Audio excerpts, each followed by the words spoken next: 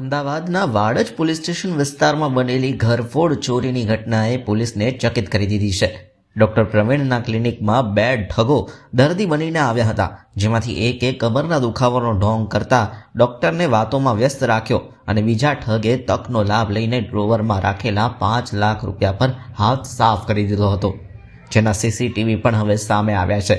ચોરીની ફરિયાદ બાદ ઝોન 1 એલસીબીએ ટેકનિકલ એનાલિસિસ અને સીસીટીવી ફૂટેજની મદદથી આરોપીઓ સુધી પહોંચવામાં સફળ રહ્યા હતા.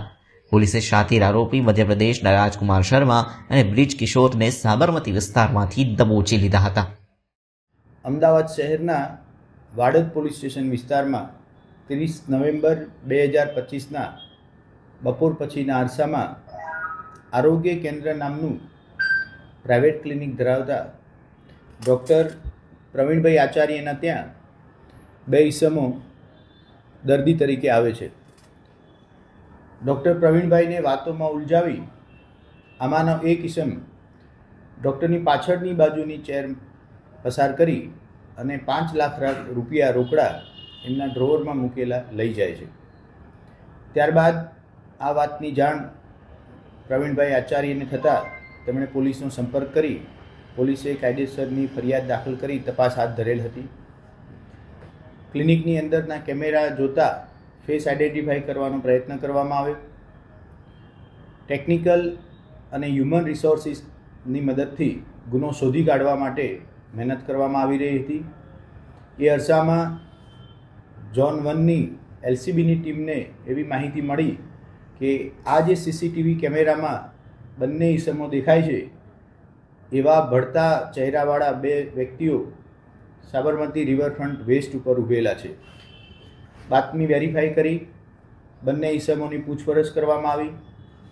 અલગ અલગ પ્રયુક્તિથી પૂછપરછ કરતાં છેલ્લે બંને ઈસમો ભાગી પડેલ અને પોતે પ્રવીણભાઈ આચાર્યના ત્યાં એમની નજર ચૂકવી 5 લાખ રૂપિયા રોકડા ચોરી કરેલનું કબૂલેલું હતું. આરોપી પાસેથી એક મોબાઈલ, આશરે 1.5 લાખ જેટલા રોકડા રૂપિયા અને એક બલેનો ગાડી રિકવર કરવામાં આવી છે. ઇન્વેસ્ટિગેશન દરમિયાન બાકીના જે રોકડા રૂપિયા છે એ ક્યાં વાપર્યા, કોઈને આપેલા છે કે કેમ, એ હાલ તપાસ હાથમાં ધરવામાં આવેલી છે.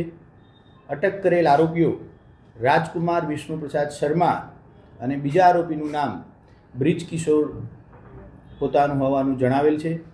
બંને સાબરમતી વિસ્તારમાં રહે છે અને મૂળ મધ્યપ્રદેશ રાજ્યના વતની છે. બંને આરોપીઓની વિરુદ્ધમાં ગુજકોપમાં ચેક કરાવતા અત્યારે કોઈ પણ પોલીસ સ્ટેશન ખાતે ગુનો દાખલ થયેલું હોય એવું જણાઈ આવેલું નથી.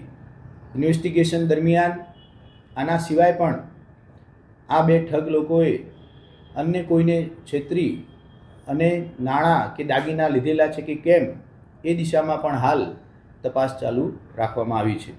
બંને આરોપીઓ એમાંથી એક આરોપી જે દર્દી તરીકે ડૉક્ટર પ્રવીણભાઈના ત્યાં ગયેલ એ પોતાને કમરમાં દુખાવો થાય છે એવું બહાનું કાઢી ડૉક્ટરને વાતોમાં રાખી અને એમની દુકાનમાંથી 5 લાખ રૂપિયાની ચોરી કરેલ છે.